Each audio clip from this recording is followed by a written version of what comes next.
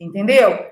Quem programou isso aqui programou uma forma de aumentar a repressão para impedir o que isso aqui está querendo impedir. Que é o quê? Manifestação da população brasileira, principalmente na frente dos quartéis, que eu tenho que comentar com vocês que deve estar incomodando muito, porque, ó, a sincronicidade que nós vimos acontecer aqui foi absoluta. Vamos lá. No dia da diplomação de Lula, eles que ficaram contando falácias e narrativas o tempo inteiro de que Lula corria risco de vida, de que ia acontecer uma tentativa de golpe, que Bolsonaro tinha armado todo mundo para fazer uma tomada do poder armado, que eles só sabem fazer assim, né? Então, eles acham que é tudo isso. E como eles se locupletaram no poder com o discurso de que eles estavam lutando contra a ditadura no Brasil, então, nada melhor do que acionar o cérebro límbico dessa população mais incauta com a ameaça de uma ditadura. Não é assim? Não é assim? Então, foi assim. E aí, eles planejaram a narrativa antes, deram justificativa para essa narrativa, marcaram o dia da diplomação de Lula, aproveitando que eu não posso contra as manifestações que estão no QG, porque eu achava que esse povo já ia sair com 10 dias, 15 dias, ou no primeiro temporal, ou no primeiro hoje, mas milagrosamente esse povo continua lá. Então, já que eu não posso contra eles, o que eu tenho como ferramenta para neutralizar ou impedir que continue?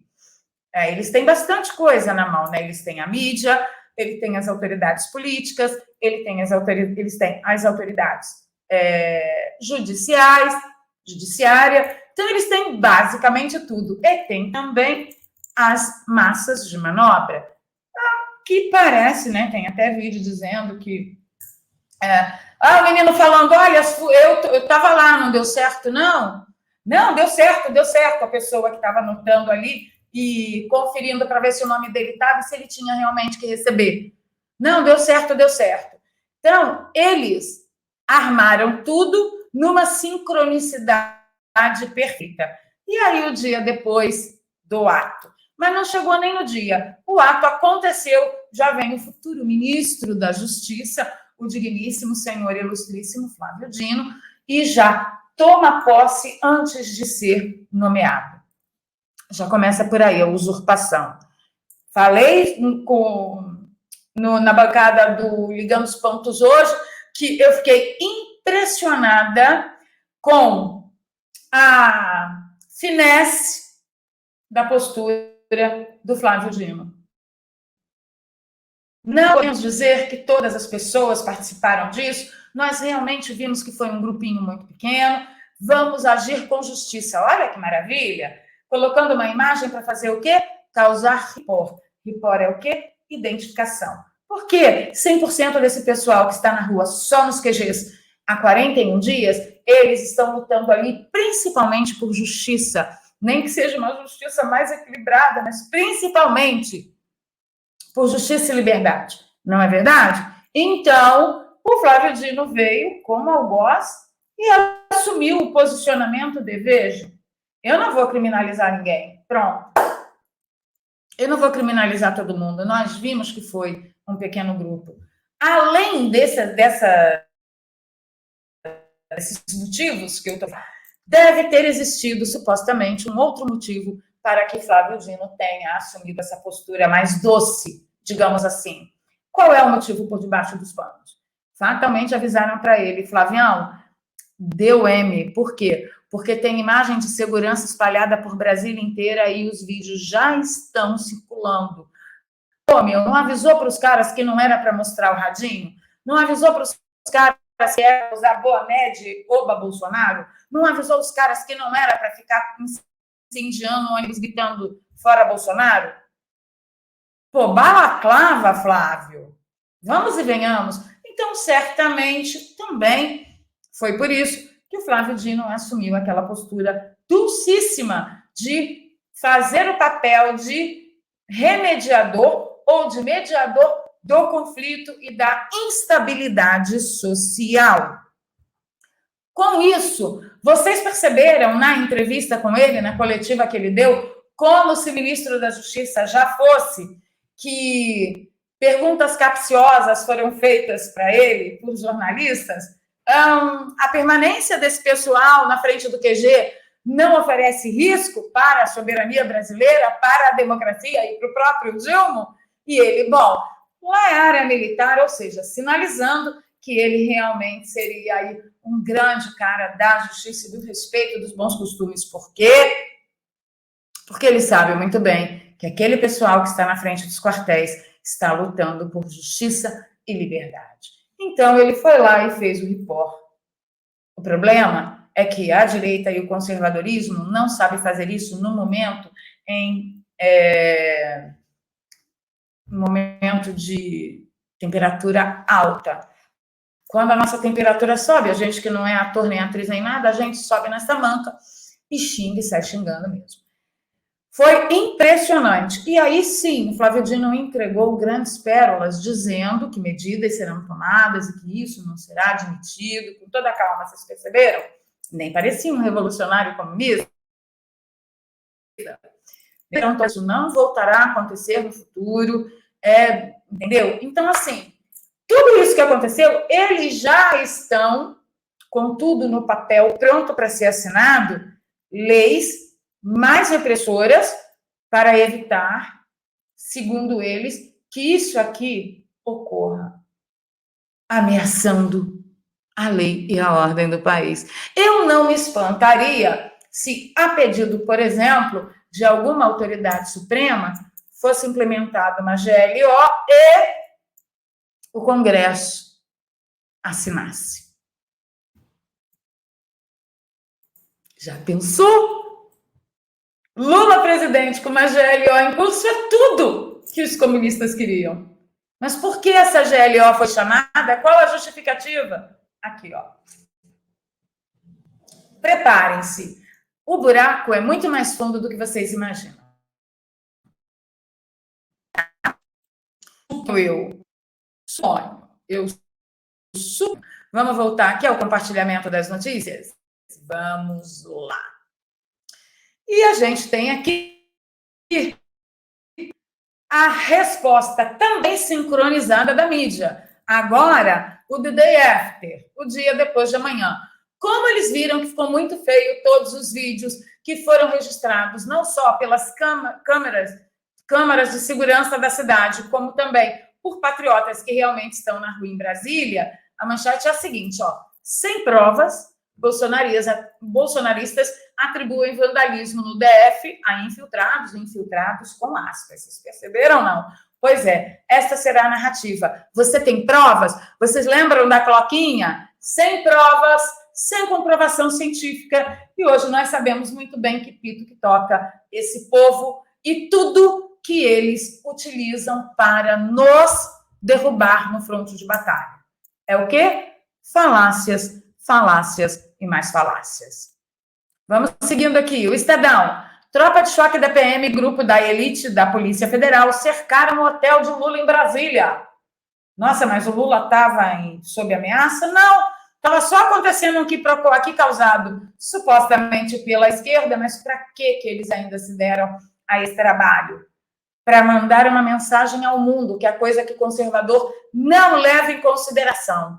Conversei sobre isso aqui na última live que fiz, falando a respeito da oração. A oração no quartel não faz mesmo efeito. O pessoal acha que a luta é essa. Não, não é, gente. Não é. Ok? E aqui é uma mensagem para o mundo. O Estadão é um veículo oficial, oficialmente reconhecido, e as pessoas, quando pesquisarem a respeito desse assunto, lá fora, em outros idiomas, vai aparecer o Estadão como veículo oficial, aquele que você pode confiar. Só que não. Aí, olha, a coisa lá em Brasília foi tão perigosa, os extremistas ameaçaram com tanto perigo que tropa de choque da PM e o grupo de elite da Polícia Federal precisaram cercar o hotel do presidente eleito, agora ameaçado de todas as formas por extremistas armados por Bolsonaro. Essa é a narrativa. sem dourar a pílula, tá? Vamos tretar com a mentira e não com a verdade. Aqui, ó, olha as autoridades políticas. Absurdo. Depois de acolhidos com um lanchinho por Bolsonaro no Palácio da Alvorada, extremistas acabam de quebrar e colocar fogo em veículos e de tentar invadir o prédio da Polícia Federal. Mais uma prova do patriotismo, entre aspas, que desconhece a lei e que tem a democracia como maior inimiga. Não xinguem a Tabata Amaral, gente. Ela faz parte de algo maior que ela. Ela só resolveu usufruir o máximo possível do contexto. Que vai dizer que essa moça é comunista. Não, ela não é comunista. Tá ok? Então tá. Olha a sincronicidade. Todas as forças acionadas, autoridades políticas falando, agora toda a mídia, né? Uma outra autoridade política falando, Randolfo Rodrigues. Não é manifestação democrática, não é um ato de pessoas de bem. O que Brasília está presenciando hoje são ações criminosas de quem não aceita a democracia. Todos devem ser responsabilizados, inclusive a influência de Bolsonaro e sua esposa, pelo estímulo aos golpistas. Eles não querem só Bolsonaro fora da cadeira presidencial. Eles querem Bolsonaro na cadeia, condenado, e também a sua esposa e seus filhos. Nossa, mas isso é muito ódio, Valéria. Para que eles querem isso? Só para se vingar? Não, amor, para servir de exemplo. Foi assim que Putin eliminou toda e qualquer oposição política na hora das urnas lá na Rússia. É assim. Não se atreva a sair candidato, porque se você não entender todas as mensagens, eu chegarei às vias de fato e o seu futuro não deve ser muito bom. Sincronicidade total e completa. Seu Joaquim Teixeira, que fez até uma brincadeira, né? Diz que a farofa da GK é um encontro de freiras perto da farofa do Cacai. Olha que maravilha. Após diplomação, Lula e Moraes vão à festa com samba na casa do Cacai. Aí muita gente pode se perguntar, isso é uma falta de vergonha na cara, eles perderam a vergonha, eles já nem disfarçam mais. Brava gente, isso não é para ser disfarçado nesse momento. Agora é a mensagem que eles querem enviar.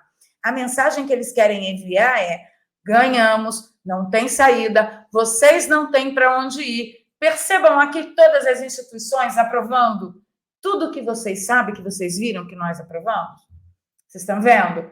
E agora, além de derrubar todos vocês no fronte de batalha, além de ter conquistado a vitória, nós vamos comemorar e sambar na cara de cada um de vocês. Isso faz parte da guerra cultural e demonstração de poder. Demonstração de poder. É só isso. Ok? Já vou aí nos comentários. Miriam Leitão. Reação ao vandalismo em Brasília foi coordenada por governo que nem assumiu. Ela usou aí, né, todo o seu engajamento na rede social para chancelar o que Flávio Dino falou ontem. Então, nós estamos falando do The Day After. Tá tudo programadinho. Vamos rever a sincronicidade? Aqui, ó. Sincronicidade, vamos lá. Mídia. Peraí. Ó. Mídia. Tropa de choque da PM Grupo de Elite. Autoridades políticas, uma que fala direto com jovens, o outro que fala direto com os revolucionários. Mensagem do judiciário, sincronicidade total. E aqui, do day after, do pronunciamento do futuro ministro, que já avisou que recrudescerá as leis. Medidas serão tomadas para que isso não aconteça no nosso futuro próximo. Tem noção? Que Xandão mandou a PF prender um indígena por falar, a PF foi lá e prendeu? Vocês têm noção disso? Ok. Acontece que nem tudo está perdido e eu quero explicar para vocês qual é a saída. Xi Jinping aperfeiçoou métodos de repressão a um nível inédito na história, diz um artigo da revista Oeste, tá? Que foi publicado hoje. Quem escreveu? Aqui está na redação mesmo. Colunista comentou a crescente onda de protestos que acontecem na China desde 24 de novembro. Todo mundo tem acompanhado que no dia 24, desde o dia 24 de novembro, a China deu uma apertadinha no cinto lá das diretrizes sanitárias. Vamos falar assim, né? Deixa eu ver se eu consigo não levar ban aqui na plataforma. Das diretrizes sanitárias. E o povo simplesmente disse, chegou, hein, cara? Não estamos vendo acontecer nada disso, a gente não acredita mais nessa TV única, nessa emissora de TV única, a gente não acredita mais, a gente não está vendo ninguém capotar aí, então chegou. Deixa eu ler para vocês. Perdão. O artigo que o jornalista Dagomir Marquesi lembrou que a China já era uma das mais fechadas ditaduras do mundo, porém, o presidente do país aperfeiçoou muitos métodos de vigilância e repressão a um nível inédito na história. Segundo Marquesi, o totalitarismo de Xi enfrenta um adversário poderoso. Qual é o adversário poderoso? A coragem do povo chinês. O colunista comentou a crescente onda de protestos que acontecem na China. Abro aspas para ele. É simbólico que tudo tenha começado com um incêndio. Presta atenção no que eu estou falando para vocês. Na quinta-feira, 24 de novembro, um edifício pegou fogo na cidade de Urumqi, ao norte da China. 10 pessoas morreram e 9 ficaram feridas. Eu vou ler mais um trechinho. O jornal britânico The Times publicou no fim da semana passada um retrato do alcance desse tecnototalitarismo. A polícia de Xangai desceu brutalmente no serviço de metrô. Começa o artigo, exigindo que os passageiros entregassem seus celulares destravados e procurando imagens de protestos e aplicativos proibidos. Eles se movimentam metodicamente entre as filas dos nervosos passageiros como agentes de um estado orwelliano de vigilância. Não é mais ou menos assim que a gente está vendo? Só não aconteceu ainda em grande massa, colocar todo mundo assim no paredão e falar, todo mundo destravando o celular que eu vou vasculhar agora. É ou não é? Mas a gente pode, sim, um a um, receber visitas de Uber Blacks. Aqui continua.